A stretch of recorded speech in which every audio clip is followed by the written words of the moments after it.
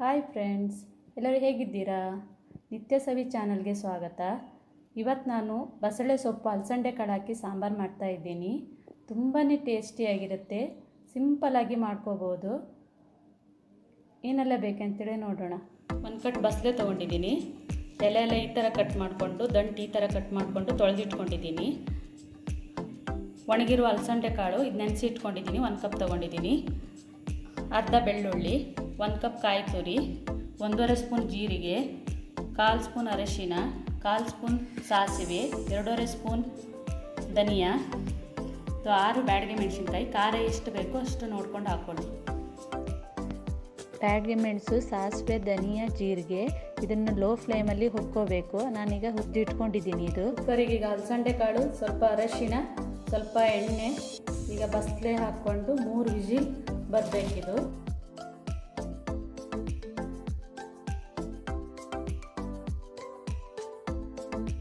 ಈಗ ಸ್ವಲ್ಪ ನೀರು ಹಾಕಿ ಬೇಯಿಸ್ಕೊತಾ ಇದ್ದೀನಿ.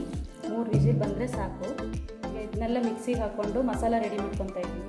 ಈಗ ಮಸಾಲ ರುಬ್ಕೊಂಡಾಗಿದೆ. ಬಸಳೆ ಸೊಪ್ಪು ಬೇಯಿಸ್ಕೊಂಡಾಗಿದೆ.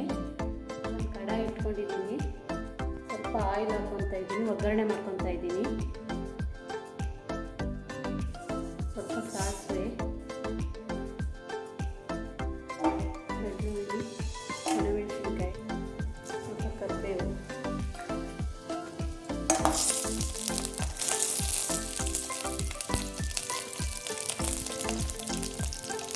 ಕಟ್ ಮಾಡ್ಕೊಂಡು ಒಂದು ಈರುಳ್ಳಿ ಹಾಕ್ತಾ ಇದ್ದೀನಿ.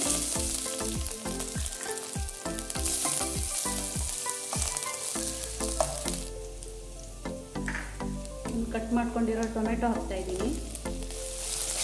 ಟೊಮೆಟೊ ಸ್ವಲ್ಪ ಫ್ರೈ ಆದ ನಂತರ ನಾನು ಬಸಳೆ ಸೊಪ್ಪು ಹಾಕ್ತಾ ಇದ್ದೀನಿ. ಟೊಮೆಟೊ ಫ್ರೈ ಆಗಿದೆ. ಬಸಳೆ ಸೊಪ್ಪು ಹಾಕ್ತಾ ಇದ್ದೀನಿ. ಈಗ ರುಚಿಗೆ ತಕ್ಕಷ್ಟು ಉಪ್ಪು ಹಾಕಿ ಒಂದು 2-3 ನಿಮಿಷ ಹಾಗೆ ಮುಚ್ಚಿಡಬೇಕು.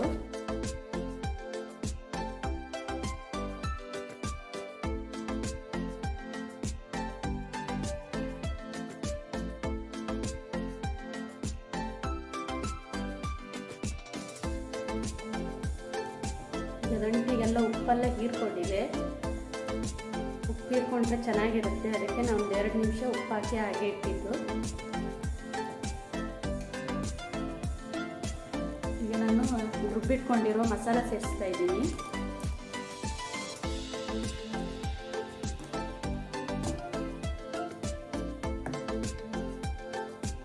ನಿಮ್ಗೆ ಎಷ್ಟು ನೀರು ಬೇಕೋ ಅಷ್ಟು ನೋಡ್ಕೊಂಡು ಹಾಕ್ಕೊಳ್ಳಿ. 20 ನಿಮಿಷ ಕುದಿಬೇಕು.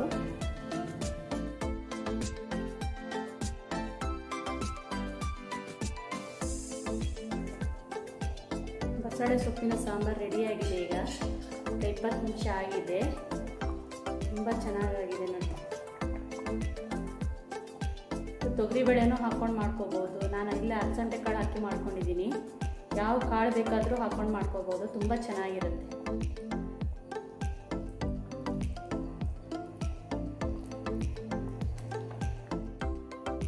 ಚಿಲಕ್ಕಿ ಅನ್ನದ ಜೊತೆ, ವೈಟ್ ರೈಸ್ ಜೊತೆ ತುಂಬಾ ಚೆನ್ನಾಗಿರುತ್ತೆ ಇದು.